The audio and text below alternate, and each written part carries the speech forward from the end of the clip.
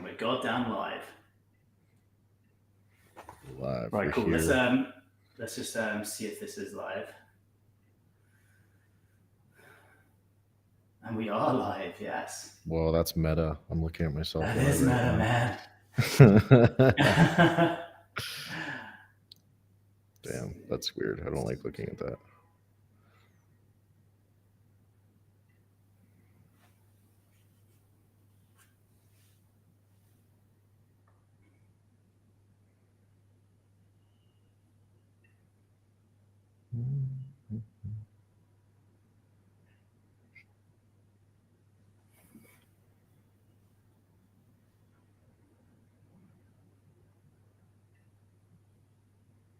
What's up, purple guy pod? I like your purple. Where you that's my friend Luke. Where are you seeing this, by the way? On the chat on the right, on the desktop. Chat on the right? Okay. Yeah. Oh, it's good. This is Luke, how you doing, man?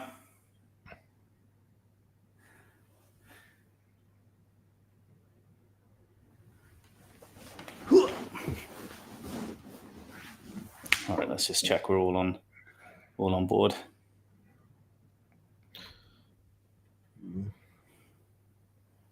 So, Dakota, is it true that you know how to turn likes into cash?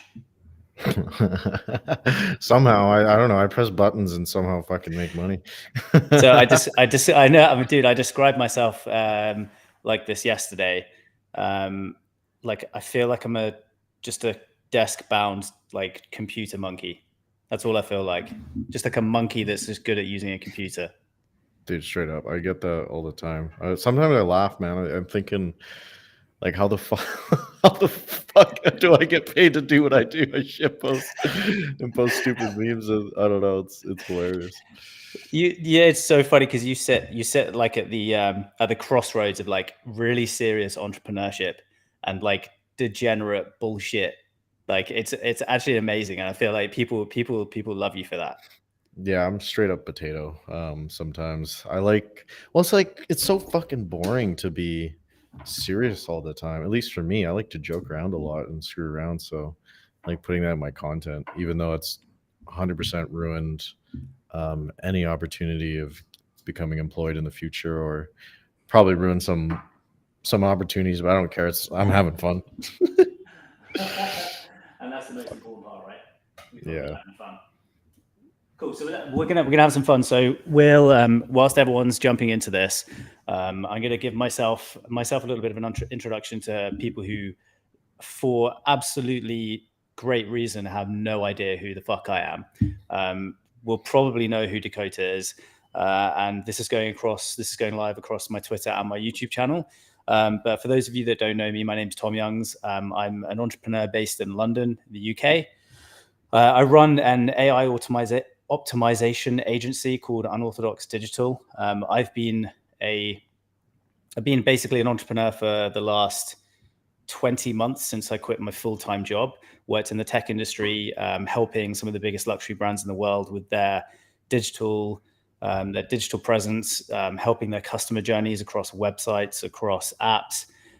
So a lot of the names you might be familiar with, names like Chanel, in the UK, like Harrods and Selfridges, I was helping their teams just make all of their shit better.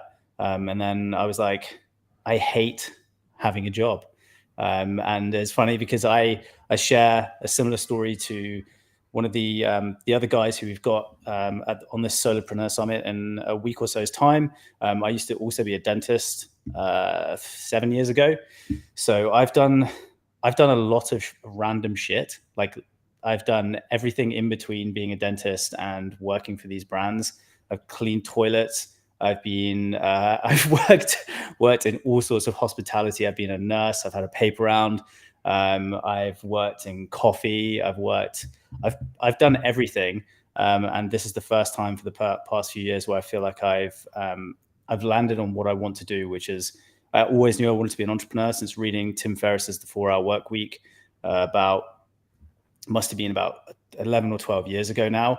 We'll dive into kind of Dakota's early story, but I know that's a similar A similar like focal point for a lot of people that go down entrepreneurship is finding that book and understanding that the big lesson is that the most precious asset that you have in this world is time, and it isn't money. And I think I've definitely heard a lot of entrepreneurs talk about that. So I just want to welcome you guys. And for anyone that doesn't know who I am, what the aim is for the next 2 weeks is to provide the ultimate solopreneur starter pack, learn from all of the best value creators out there. And if you want to find out who's out on this lineup, the list and the schedule is on my Twitter profile. And I'm super grateful to be able to welcome Dakota, who is absolutely leading the way as a pioneer in the space.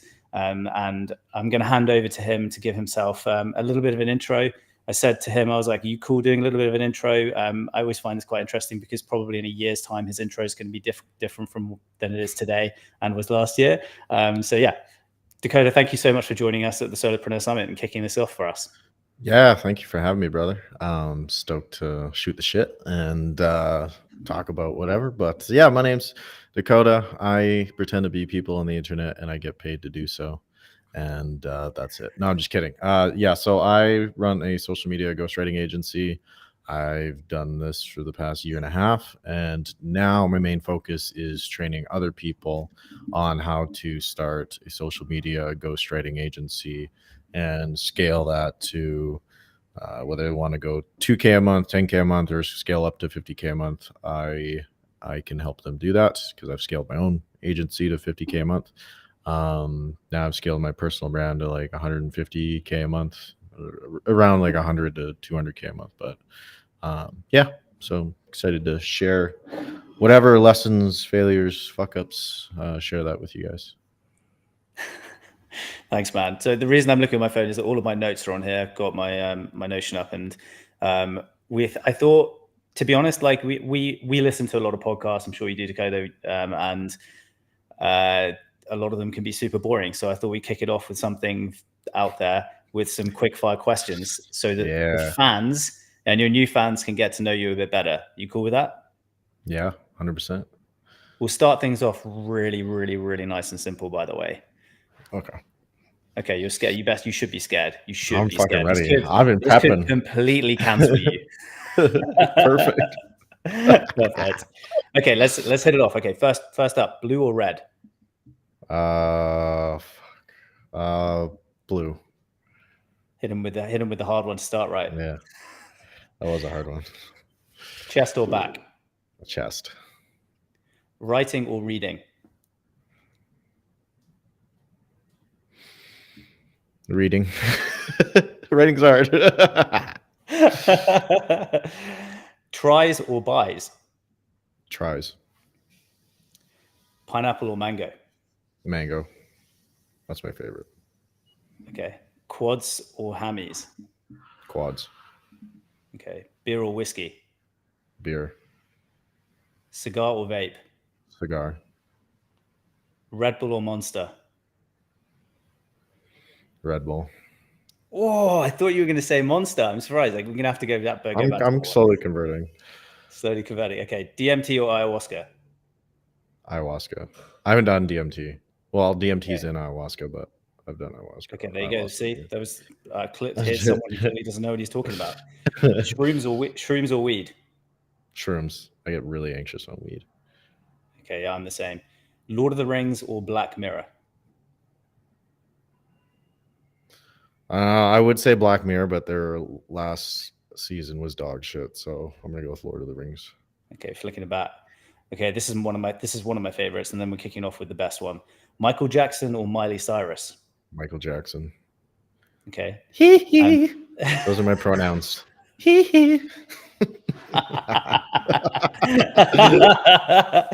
I promise you that was not planned. That was absolutely not planned.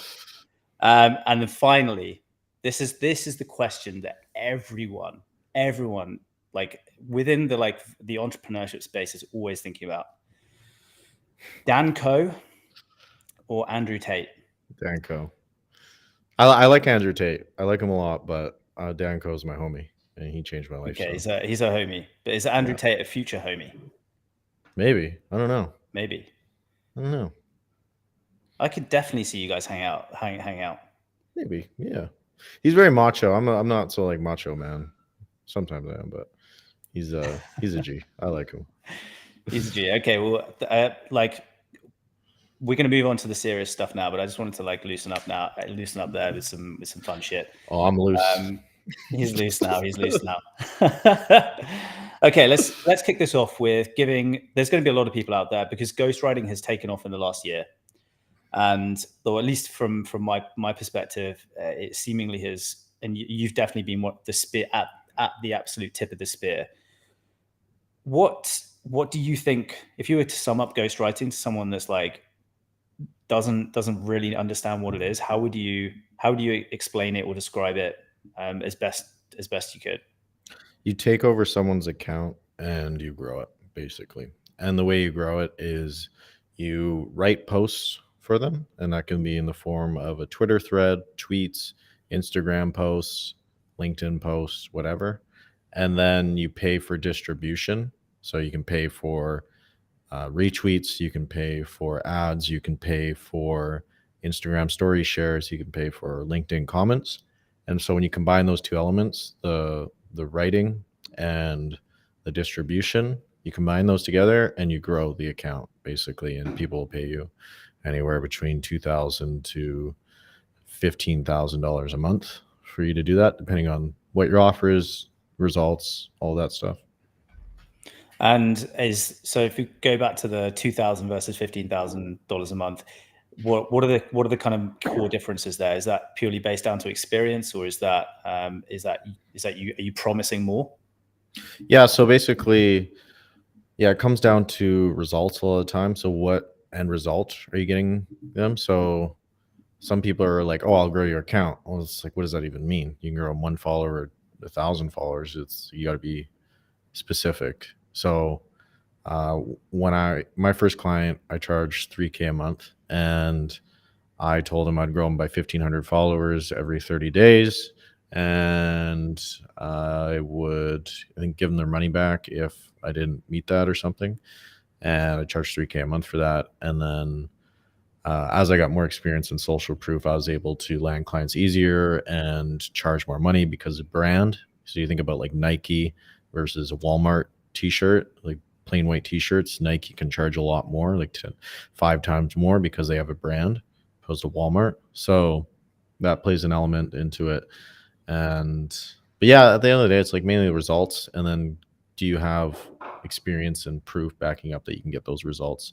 And that really makes a difference, because like the main thing that keeps people from spending money is, oh, they're like, oh, this isn't going to work for me, or I won't get the result. So yeah, mainly comes down to results, experience, and then sales skills, offer, all that stuff. And we share something in common in that we both did quit. We kind of moved away. We transitioned from what would be considered like the traditional life, either the 9 to 5 or whatever you'd like to like describe it as. Can you just give a bit of a background into that transition period for you? So going from, you do look like you're 18, but you also at the same time look like you're 29. So you have this unique ability to look both young and old at the same time, which is quite impressive. But yeah, part of that is how you carry yourself. I think you carry yourself a lot older than you actually are. Can you give a little bit of the background into how you did the transition from what were you doing before and how long it took? Give an idea of what the timeline could be looking like for someone who made the move that you would do. Yes. So I read the book Rich Dad, Poor Dad when I was 18. That really sparked the entrepreneur fire in me. So when I was 19, I was working as an electrician in the oil and gas industry. And I was working 84-hour weeks in the freezing cold, 7 days a week. All I did was work and all that stuff. And basically just I bounced around from job to job because I would get bored or I felt like super miserable at them, and I was like, okay, I gotta try something else. But during that whole time I was reading books on self-improvement, business, all that stuff, trying to like, okay, what's my thing, what can I do, all that. So I've been a server, I've been a security guard, I've been a medic, I've been an electrician, I've been a delivery driver, and this and that, all of it. And I did that until the age of 22. And I was fortunate enough to, in 2018, I started investing in crypto. I was throwing all my paychecks from being an electrician into crypto. And so when I was 22 and I was going to college at the time, I was second year in college to be a high school English teacher, I stumbled upon Twitter, or I stumbled upon the business side of Twitter because I was keeping up to date with the crypto news, and basically bought a course. Like, screw it, I'm gonna try growing on Twitter. It seems interesting, and yeah. So September 17th of 2020 is when I started like growing on Twitter. Started posting on Twitter, and basically within 1 year, the following year in November, that's when I launched my ghostwriting offer, and I scaled to 11K a month within like 28 days of launching that. But like before that, it was like a lot of learning how to write, learning business, hiring mentors, posting on Twitter, all of that stuff. So it was kind of like I was like building up all these skills. And then when I launched, it was just like boom, because I built up a small audience and some business skills and learned how to write tweets. So but yeah, like basically took me 4 years to get indoctrinated into the whole scene and actually like take action on stuff, because I read a lot of books but I never took action. So it took me like 4 years. That's kind of interesting to hear you talk about Rich Dad Poor Dad, because I think it was probably 4 years ago as well. I would have been I would have been just turned 30. That's when I read that book for the first time. And I grew up in a family where money, business, and all of that was considered. It was the classic, like, money is evil, rich people are evil, wealthy people are evil. And I never really appreciated how much that held me back from trying to understand money, at least. So yeah, I read that. I read it, would have been during COVID when I was 30. And even though I'd read years and years of books, like I said, like the 4 Hour Work Week, I had tried to start my own businesses before. When I transitioned out of being a dentist, I remember inventing like a bunch of tools so that I could try and sell them, try and get myself out that way. But again, it's like, when I transitioned out of being a dentist, I realized I had no core skills. None of all of the skills that you mentioned: sales, and any of the sales and marketing skills, funnel building, landing page building, just any of the marketing skills at all. Didn't have a clue. And I felt like I had spent like 6 years learning this stuff from businesses, by putting myself in businesses, and understanding that I know I'm not unintelligent. I know I'm, from the stuff that I've done in the past, but I felt like I had to learn fucking everything. And it's taken me a good like 5 or 6 years to learn that stuff. How do you think, why do you think you've had such a fast, kind of a rapid kind of growth in that respect, with understanding all of these core skills? Definitely hiring people that were smarter than me. Like, that's one common thing I've always done, is whether it's like crypto or business or whatever. Say, I know I'm not the smartest person, so I feel like I got a decent judge of character. So I'll look at people, okay, who are the people that are living the lifestyle that I want, and what are they saying to do? And is there a way I could buy a course? Is there a way I could pay for mentorship and just attain that knowledge? Because you think about, okay, if I have $10,000 and I want to start a business and I spend the whole $10,000 just doing it myself, the amount of time it's going to take me, the amount of effort and failures and screw ups it's going to take me, is going to cost like well over $10,000 probably. But if there's someone that has done what I want to do and they charge $5,000 for coaching or something, and I hire them, then I'm going to avoid all that time, probably save years off the time it takes to do the thing. It's going to save me a lot of headaches. It's going to save me a lot of effort, all this blah, blah, blah. And basically just shortcut. And then if you shortcut by you even a few months, you think about the compounding results of that and the time saved and the money that's going to compound, it's going to be astronomical. And then also the more money you make, I mean, the more you can invest in mentors and coaches and all that, and then keep shortcutting and then keep compounding, and it's just exponential growth. So I owe a lot of my success to the mentors I've hired, and yeah, I'm grateful for them. Do you mind giving a little bit of detail around that, like who potentially these people were or are, and Yeah. how you found them, and what was your decision making process as to why you decided to go with them? I know there are guys Yeah. like Alex Hormozy who have said they've spent shit tons of money, probably to the point where they might, felt really uncomfortable, but that was what accelerated their growth to take them to another completely different level.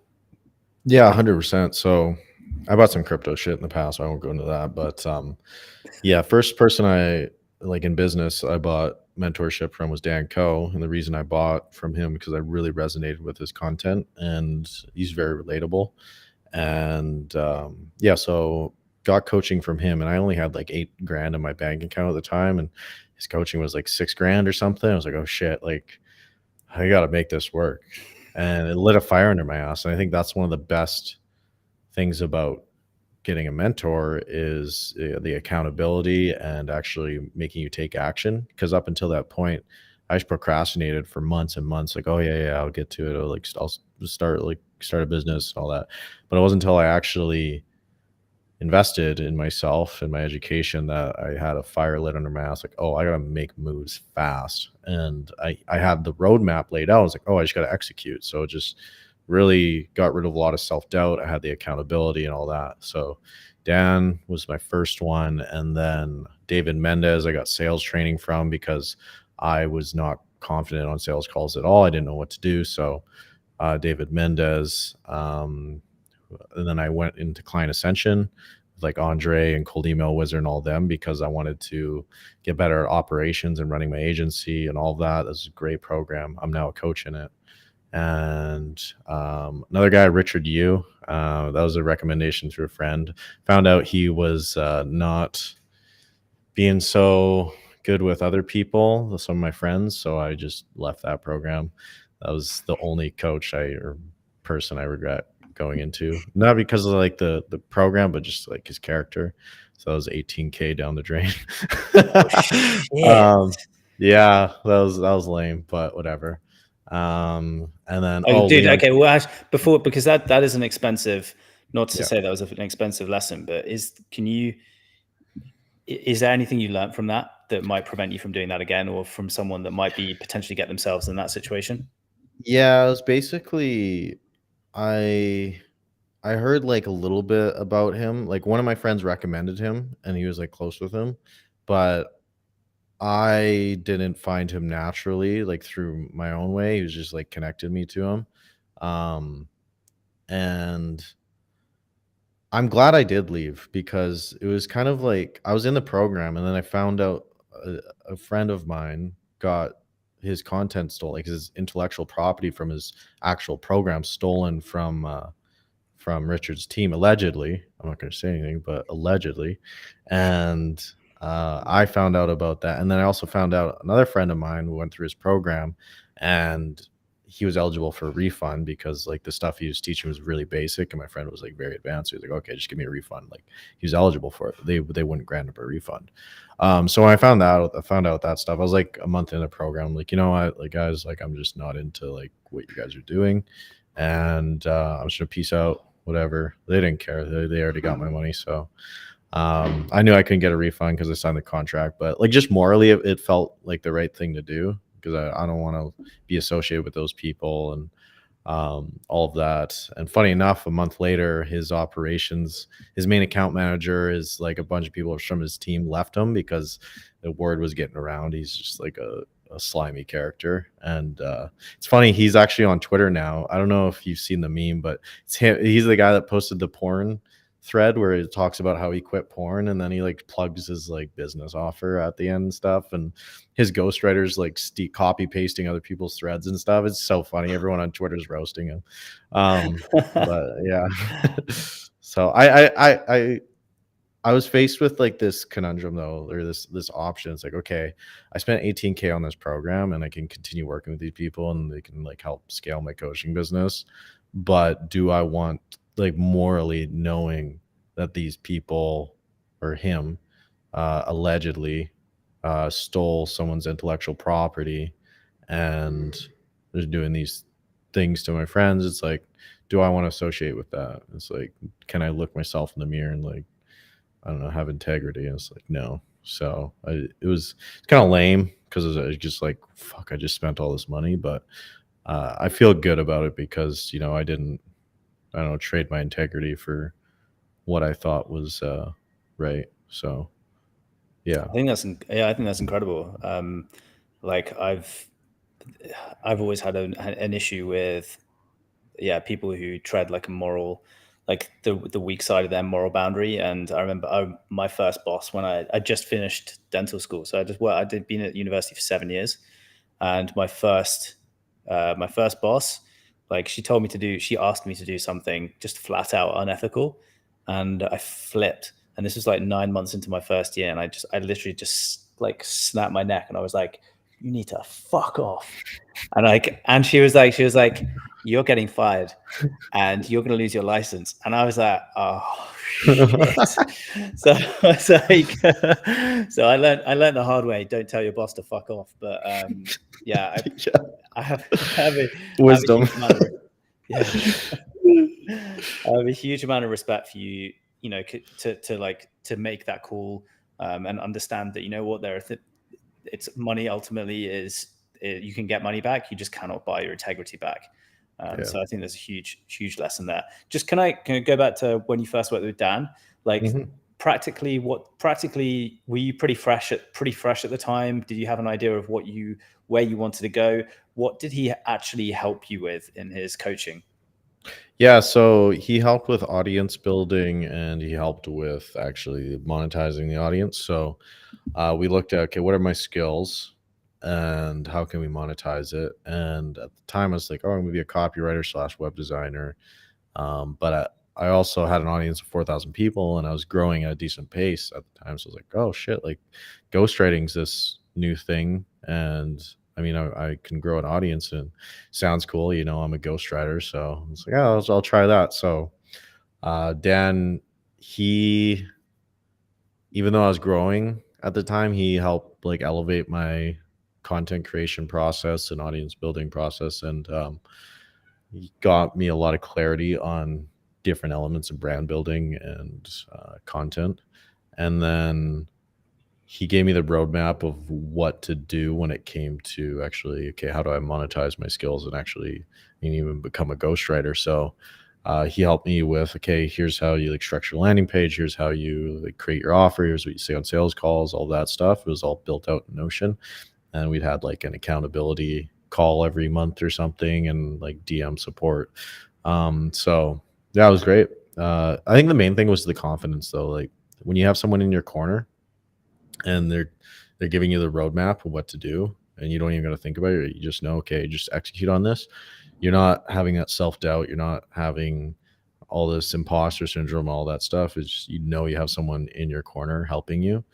And that was huge for me because when you're on your own, you got all this information. You're like, oh, do I do this? Do I do that? Oh, blah blah blah, and it can be very overwhelming.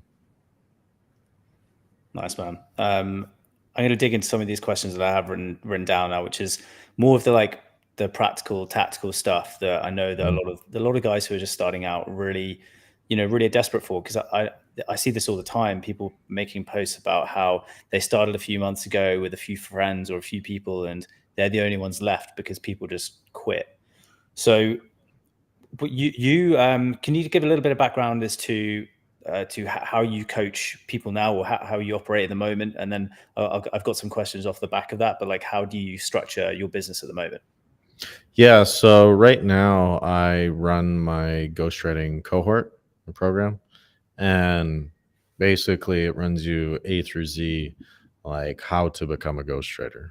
And ultimate, like it's framed that way, but all like ultimately it's showing you how to monetize social media. I'm giving you the foundations, although there are some like a good amount of stuff that's specific to ghostwriting. It's all applicable to different business models, but yeah. So like the program, my main thing is like, okay, build an audience, and then build it around like something where you have interest in, and then you can monetize that. So the first month of the cohort, we're learning, okay, here's how we grow on social media. And we're applying all like, here's how you write threads, here's how you write tweets, here's how you structure your profile, here's how you build your brand, all that stuff, blah, blah, blah.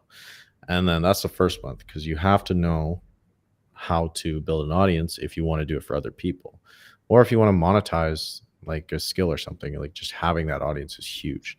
And then the second month, we go into the business side of social media. Okay, here's how you sell on a sales call. Here's how you structure your operating system. Here's how you do marketing, copywriting, all this stuff. And I also have guest features from copywriters, designers, marketers, salesmen, all that stuff. So they do guest lectures. But basically just teaching all like the business fundamentals. And then third, fourth, fifth, sixth month, it's all about execution. So I'm not going to throw in all this extra shit where it's like, oh, do this. It's like, no, just do the fundamentals and repeat it on a consistent basis, and you're going to see results. So we're having like the live calls and giving feedback and all that stuff. But yeah, it's like all comes down to building an audience and building a brand, because you think about, okay, if you spend 2 years, 3 years even, and you build an audience of 100,000 followers, and you have a product or a service, for the sake of simplicity, for $1,000, you only need to sell 100 people out of 100,000 people that follow you. You only need to sell 100 people in 1 month to make $100,000 in 1 month. It's crazy. You know, you think about that scale. What if you have an audience of 200,000, 500,000, a million? It's ludicrous. And that's not even including upsells, downsells, whatever, cross sells, whatever kind of sells you want to do. So when you think about that, like how scalable that is and how much money you can make just from growing an audience, and if you learn a skill and you learn the basics of business, like it's just mind-boggling what you can do and how much your life can change. And it's honestly, it's not complicated, but it does take consistency, it does take work, but it's fucking worth it, man. Like if you got some kind of drive, like it's 100% achievable. You guys got to know, okay, what are the right actions I gotta be consistent with, and do I know these are the right actions? And that's why I like hiring mentors, because it just takes the guesswork out. Do this, okay, do it consistently, make money, win. Yeah, man. I mean, I was listening to one of so Daniel from Client Ascension, one of his videos, I think from the other day, and similar quote to yours. Like this game is super simple. People like overestimate how simple the game is, but they underestimate how much hard work you have to put in, how much work you have to put in. Does it feel easy to you at all at this stage, or are you still like, is it hard? Where are you at currently with your journey? I wouldn't say it's hard. I would say it can be grueling sometimes. Not grueling, but it can be overwhelming at times. One thing I've screwed up on, not screwed up, but I'm learning, is I need to delegate a lot more, and I need to systemize, and I need to not do everything myself, and I need to focus on what I'm good at, which is writing and creating content. I'm not I can sell, I can like market a decent amount, like I could create the funnels, landing page, VSL, all that stuff. But there are people who are way better than me that I need to pay and hire to do that for me. Even if that means like giving them profit shares and stuff. Like that was one thing I was like, oh no, I don't want to give profit shares to people and all of that. But just realizing like, yeah, if someone wants like 7%, like 7 to 10% or 15% to help me do a thing at a way better, higher level, then yeah, I should do it, because I'm gonna make way more money, and it's just gonna be a higher quality, like just sort of thing overall. And I'm you're not gonna waste time doing shit where I'm wondering, okay, I gotta learn this new skill starting from zero. It's like, no, it's like just like, for example, I paid my friend Abdul, um I won't give 25K. I'll just say 25K plus 7% um profit share, and he's like automating like all the sales stuff, all the marketing stuff, blah blah blah, like emails, all that stuff. And it's like, okay, I don't gotta worry about that. All I gotta worry about is making content and doing what I enjoy and what I'm good at, and the other stuff's handled. And it's 100% worth it. And just learning, okay, you don't have to do everything yourself, because then you're just working multiple jobs. You left your job to work multiple jobs, like as the meme goes. So I don't know. It's just learning. There's different things to learn at each step of the game. Like 0 to 10K, a lot of it's just mindset shit and learning a skill, and then 10 to 50K is like, okay, operations, and okay, how do you get more clients and all that stuff, and then 100K plus is a lot of delegating, systemizing, um, all that stuff, and just repeating the fundamentals. So I wouldn't say it's challenging, but it's good. It's a good challenge. It forces you to level up in different areas, like your character and your skill set and ways of thinking and all of that. And that's why it's so important to get mentors along the way to help you with all that. Because yeah, it does take a lot. It takes a caliber person to scale out to a certain number. Not that everyone wants to scale to like a mil a month or 500K a month or whatever.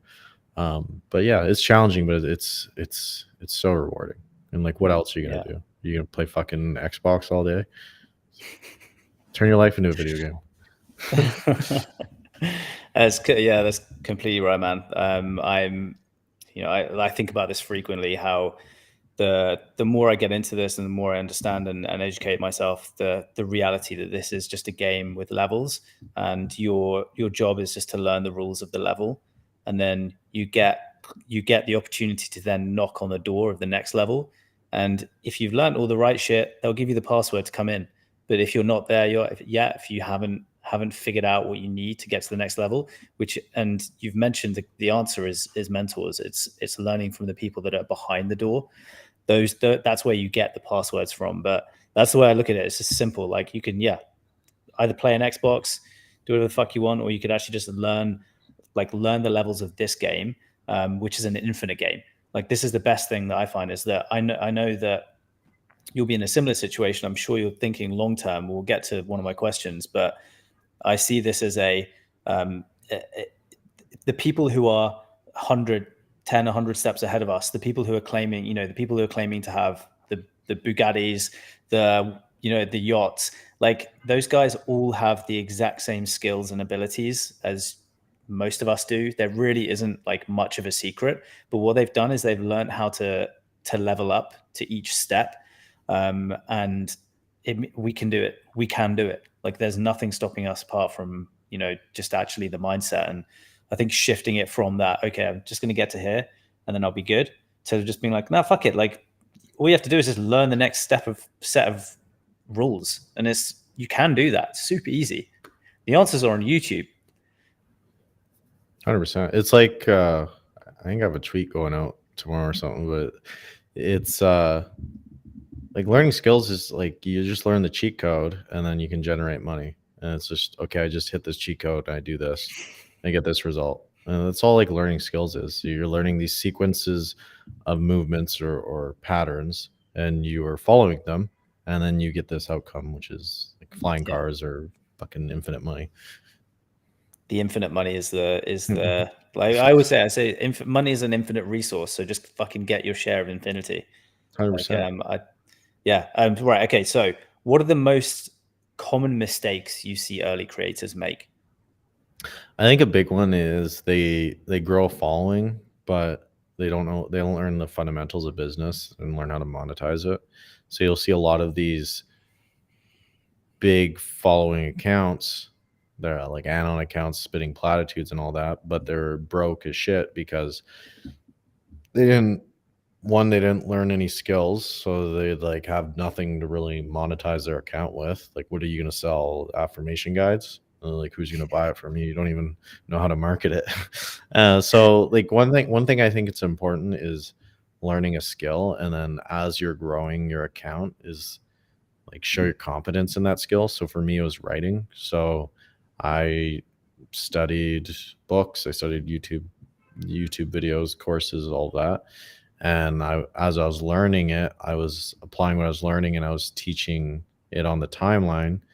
And what that did was it attracted people that were interested in writing, and it proved my competence at something. And when I did go to sell a service around writing, it was like easy to get clients because I was just shown, okay, I know what I'm talking about. So I think a lot of people, they want to just give motivational quotes and all that stuff. And I think that's good to do that, but I think you need to bake in authority based content as well and actually show, okay, I know what I'm doing when it comes to X. And that's going to make it way easier to monetize.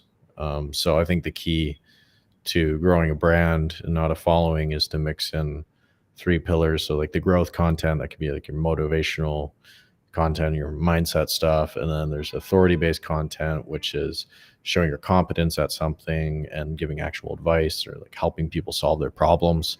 And then there's the personal content where it's talking about your story, your worldview, all of that stuff, which connects the reader with you or watcher, viewer, whatever you want to, whatever social media platform. And when you combine all three, you have people that know, like, and trust you, and which ultimately means they're going to buy from you. So I think it's important to hit all three because there's so many people. I think the biggest one is personal, like personal content. Like so many people are just spitting facts, but no one connects with you, and it's just like I don't know. It's kind of boring.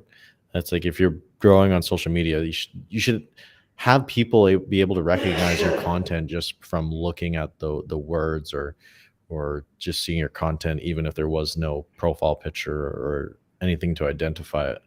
Um, so yeah, just hitting those three pillars. I think that's the biggest thing a lot of people miss. That's why most people are broke. It's funny because yeah, I think you're one of the. It's quite clear in your content across all platforms that you're very aware of like letting people understand who you are. And my next question is, do you think it's important to be controversial? And I guess that's a bit of a loaded question around some of like the areas that you do post your personal stuff on, but you do it in a way that is like sparks debate, like everything, like from the simple stuff from you just being like a pineapple on pizza whore who is frankly disgusting and should not really be allowed on the internet to to going and like just casually lifting 3 plates like I don't know. I just it's things that are like, oh wow, it's like a pattern interrupt. But I guess that's on purpose. Can you speak a little bit about like the controversiality aspect of this stuff? Yeah, I think if you're doing anything interesting in life, you're going to be polarizing. And I think there's a difference between being polarizing just for the sake of being polarizing and just being an interesting person and voicing your opinions on stuff. So I mean, you can play into a little bit. I think Andrew Tate does that really well. And but there's some people that just I don't know, you can just tell they're just trying to get fucking engagement bait and all that stuff like all the time. And it's kind of like, okay, like I don't know, I see through a lot of it. A lot of people don't with some people, but um, yeah, I think it's important that you voice your opinion on stuff, whether that's controversial or not. Like it's if you have beliefs, like any beliefs is going to be controversial to somebody, but it's just like by a matter of like standing by your beliefs. I think that's important because it's showing that you stand for something. Because if you're just going with all the trends and all that and ChatGPT prompts or whatever, like these 5 ChatGPT prompts or whatever, it's like, okay, like, what are you doing? You're just like chasing what other people think is valuable. And if you're just chasing trends all the time or swaying your opinion back and forth, you're you're not really going to build a brand. You're just going to, I don't know, be like, as soon as that trend goes away, you're irrelevant. So I think it's important you stand for something. Um, but yeah, like say what's on your mind. You like I swear I don't believe in like the woke politics stuff, and I have no problem saying that. And I think a lot of people don't like me for that, and I think a lot of people love me for that, and I think that's good because you don't want to appeal to everybody. So then you're boring, you know. If you're just trying to appeal to everybody, it's you're just like bland, you know. So I think that's why I like just shit posting all that stuff because it's me, you know. It's what I enjoy, and it's also attracting the type of people I want to work with or I want to follow me because I mean, imagine like if you're this funny motherfucker that swears all the time and all that stuff, but you have to be all prim and proper all the time because you're scared. Oh no, what if they find out and stuff like this? Like, screw that. It's no fun. So I think it's just better to be kind of you and lean into the aspects of you. You know, like I joke around about being a chat. Like my name's Giga Chad right now in this chat. Like I like joking around and stuff like that, leaning into stupid jokes like that. I think it's fun. So definitely attracts and repels people, and I think that's a great thing. Yeah, man, like fully agree. I mean, I can again relate to this because not to keep on going on about these dentist stories, but it like genuinely that was the biggest feeling I had was when I had to when someone came into the room, I had to like put on this character. I had to put on this like professional character. I had like a shirt on, had scrubs, whatever. And for however long, 20 minutes, half an hour, hour and a half, like I had to like hold in my like core personality, which was someone who loves saying the F word, is probably pretty loose with their like their you know with the general stuff that comes out of their mouth, is happy to offend people, tell their bosses to fuck off, and there was like there was a complete disconnect between what like that was and my reality. So I can very much relate to that. So I love trying to keep things nice and lighthearted. It's gotten me in trouble though in jobs because people don't think I'm being serious, and then I'm more serious than anyone in this fucking room. I just don't make a big deal out of it, and I think life is too short to be taking things too serious all the time. I think that's why I obviously resonate heavily with your style. So like big fan. Right, question for you, tactical, practical. For the people that might be watching this who go and do some researching, see you on Instagram, see your like just check you out, they might get the inspiration to want to potentially try and get on this journey themselves. So for someone starting completely from scratch, and I guess the way to position this is if you had to start from scratch tomorrow, what would your 3 months look like? Knowing what you know now, what would you practically say to someone who would start tomorrow?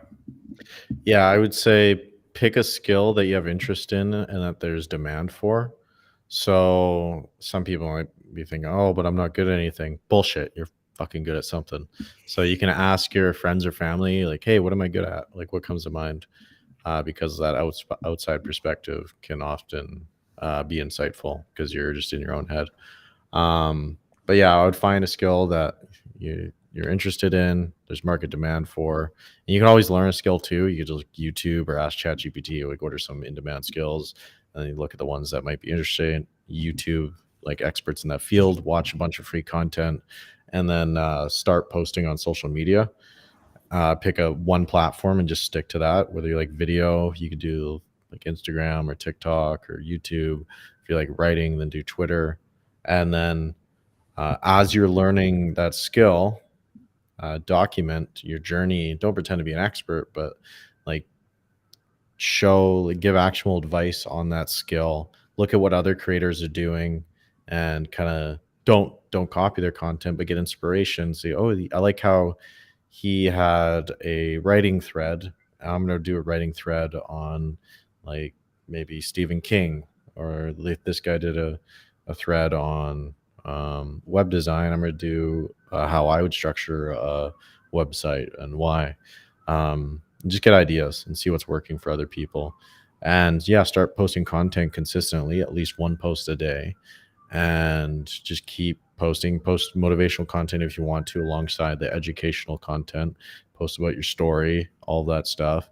And just be super consistent, connect with other creators, and share tips, hop on calls, connect, and basically just like continue to do that, and don't think about, oh, I need to make 10K a month within 3 months. Just like, okay, I'm in this for the long term. I'm in this for years, and develop the habit of creating content and think, how can I improve this, and continuously educate yourself and connect with more people, build a network and all that, learn, share strats with each other. And yeah, just basically go ham and just like constantly look up new information. If you don't want to pay, just go on YouTube, and there's a ton of free content that's amazing, that can get you from 0 to 10K followers, 0 to 10K a month, all that stuff. Um, but yeah, I would highly suggest doing those few action items. Awesome. Now taking it back a little bit to probably the minutia of detail. So you mentioned one thing that has tripped me up again and again and again, on my efforts to create content, has been the consistency factor. And you mentioned it there, and that in my opinion is clearly like the differentiator between people that make it and don't. Consistency is a prerequisite to success. How do you, on a week to week or day to day basis, do you mind giving a bit of like granular detail into how you actually do your creation? Like, what times a day, how long do you spend? I'm going to ask you about like your tech stack as well. Give a bit of like actual detail as to what a week and a day looks like for you. Yeah, so I'm most productive in the mornings, I find. I like going to I started getting back into this routine, but I'll go to a coffee shop and I'll put on my Air Maxes, I'll put on Hans Zimmer or Brain FM, and I will just block out websites, like distracting websites, and I'll work on the work I need to get done. And scheduling is something I need to get better at, like prioritizing or writing out to-do lists. Something I've struggled with always, but I'm getting better at it. But I'll try to think, okay, what's the one task that by doing it will make every other task easier? I got that from the book The One Thing by Gary Neller. Amazing book. But what's the one thing that if I do it today, it's a win work-wise? And I'll focus on that. And then ideally I'll block out everything until that's done. I sometimes don't do that. But basically, yeah, just like go to the coffee shop, focus on that. I'll stay at a coffee shop till like 1 or 3 p.m. And then I'll go to the gym, work out, and then do whatever for the rest of the day, watch Netflix, be a lazy POS. But yeah, what was the question again? I don't know if I answered. It was around like the like specifically to do with your creation, like content creation. Oh, So yeah. writing. Yeah, like, yeah. Like how do you structure that during a week? Like, do you batch stuff? Do you? Yeah, so I like to batch stuff. Like, I'm a big fan of it because of context switching. So I like to like be in one mode, and then I'm not wasting any mental energy like going back and forth. So yeah, I'll typically on weekends I'll write my content for the week. I will write videos or YouTube, not YouTube, IG reel scripts. I will write my tweets. I'll write my newsletter, usually every Wednesday. Um, and then yeah, I like batching. Like if I'm doing a bunch of tasks, I'll just do the same task for hours. And I know having themed days is a thing. I need to get better at that as well. But yeah, I just like to batch work, like hours. Like screw the And Pomodoro. fuck, dude. Honestly, I think I tried that once, like when I was like 16 or some shit, and then I've seen it so many times. I'm like, who the fuck's having like a 5-minute break every half an hour? Honestly, No, like who is doing that? This is so. So dumb. But then I feel the other side where I've literally looked at my laptop for 6 hours straight, and my eyes are looking in 3 different directions, and I'm like, there's something not right You about just need this. some nicotine. Need some nicotine, yeah, exactly. Yeah, bro. So that's. Can you just cover that off with like ballpark, like because you're right now you're prolific on Twitter, Instagram, LinkedIn. Like I know how fucking hard that shit is. Like I'm doing short form content as well. How much time would you say during a week is done on the creation and scheduling and editing altogether? Damn. Depends what I'm doing and like what kind of content I'm making. Like if I'm shooting reels, it's gonna be like just 5 hours doing like a Yeah. bunch of reels and stuff. Even though I got teleprompter now, so it's way easier. Um, but yeah, if it's like writing threads, I'll usually be like an hour per thread. Writing tweets, like if I usually post 4 tweets a day, I believe. That takes me, I don't know, it could take me like 10 to 15 minutes per 5 tweets or something. Um, yeah, I don't know. I'd probably spend like, God, 5 hours a week creating content, maybe less. But I'm not going as hard as I could be. I'm going to start ramping that up. And then Has scheduling's easier now. I hired a VA to do all that. So Okay. And what is your technical process of getting stuff to the VA? Like, where are you storing all of your yes, content? so I actually paid a good amount for a decent VA, or she's great. I love her. Because before I was just hiring like Philippines or like India for like really cheap, but it's just hard because they don't speak the same language oftentimes, or they're just like not that doesn't have that context and stuff with stuff. So yeah, I got uh, a VA now that's Ukrainian and she speaks good English and all that. But basically, so I have my Twitter posts and I take the best ones and I'll turn them into Instagram posts. And then the Instagram posts will go on to LinkedIn. So right now I'm creating the Instagram post and then she'll repurpose the Instagram post on LinkedIn, and then I'm also going to get her to take that Instagram post and post it on Twitter. That way, it's like I'm creating it once and posting it multiple times. But yeah, basically, I just have her like scheduling LinkedIn content.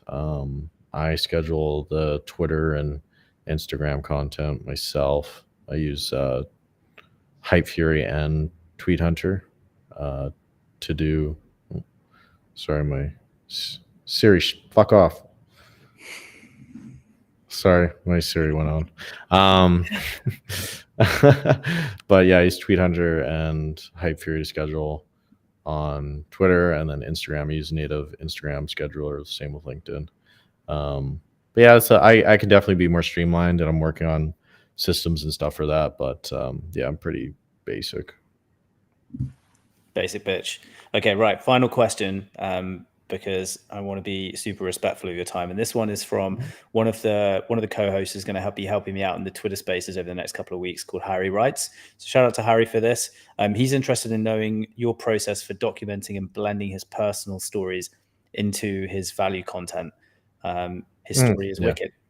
Yeah. So I think the main thing is think about in terms of transformation. So grab a pen and paper or write it on a Google sheet or something and think about, okay, what are all the big transformations you've done in your life? Or what are the big accomplishments you've achieved in your life? And you just write them all in like bullet point form. So for myself, I scaled my ghostwriting agency to 50K a month. I scaled my coaching business to 150K a month. I grew my audience to 400K total followers, blah, blah, blah, blah, blah. And to get to each of those points, there's obviously a transformation that happened because you weren't always at that point. So you want to think, okay, I used to be at this point, like point A, and now I'm at point Z. Okay, what are all the steps or what are all the lessons I learned in between there? And then just like document that and speak from the perspective of like I did X instead of saying here's how to do X. Like I did X, here's how to do it. Just add that kind of personal element to it, and then you contextualize it with your experience. Talking about transformations is like one of the best ways to grow on social media because it's relatable. Like maybe not the accomplishment, but the lessons you learned and the struggle you went through, that's relatable, and people connect with that. And by talking about your own experience, you've shown that you've done something which makes you interesting. People like to follow interesting people, So you frame it from that perspective, and it's a really easy way to grow. But basically, just kind of following. I was at pain point. Now I have accomplishment. Here's how I did it, and then you step by step in each part of the post. You just walk them through how. I mean, you just made it sound so simple. That's what I do. That's what I did for all my clients. So it's like I got to kind of systemize it in my head a bit. Awesome, man. Well, thank you so much for genuinely thank you so much for agreeing to spend some time with me, and also like doing this via video. Like I obviously clearly love doing that. So it's been an absolute fucking pleasure to get to work with you tonight or today. How can people connect with you, or is there a way in which they can do you have a cohort coming up? Do you have the way in which they can connect with you that way? Yes. So I'm most active on Twitter. You can hit me up at wrongs to right, WRITE. My DMs are a shit show. So I don't know, tag me on the timeline maybe if you want to get a hold of me. And then I'm also on Instagram at Yo Dakota, YODAKOTA, and then LinkedIn, Dakota Robertson. But yeah, if you want to be a ghostwriter, social media ghostwriter, travel the world, make monies online, all that jazz, I do have a cohort. One starting July 1st, and another one's probably starting like a month or two down the line. But if you just click on my profile, there'll be a link to see where you can get more information on that. It's fucking dope. But if you don't want to join it, that's fine. I hate you. If you do want to join it, welcome. We can be best friends and live happily ever after. But yeah. Oh, big man. Thank you so much, man. Well, you heard it from him. If you don't join his cohort, fuck you. I'll kill your grandma. Yeah, fuck you, and I'll kill your grandma. Thank you so much, man. And yeah, hopefully we're going to run this. I mean, I know that we're going to run this in person. That's like, Oh yeah. I promised this with all of the people that I have guests right now. Like, we'll do this properly. We're going to have one of those fucking like Andrew Tate, goddamn TV show like rooms for no reason apart from just why not. And there's going to be fire. There's going to be fucking just girls in bikinis. There's going to be it's going to be sick, sexist. man. There's going to be a UFC ring in the middle for some reason. Oh my god. It's going to be going to go off. We're going to be sat in the middle of the UFC ring. Yeah, in an octagon. And yeah, anyway, dude, thank you so much. Yes, thank you for having me. Appreciate you.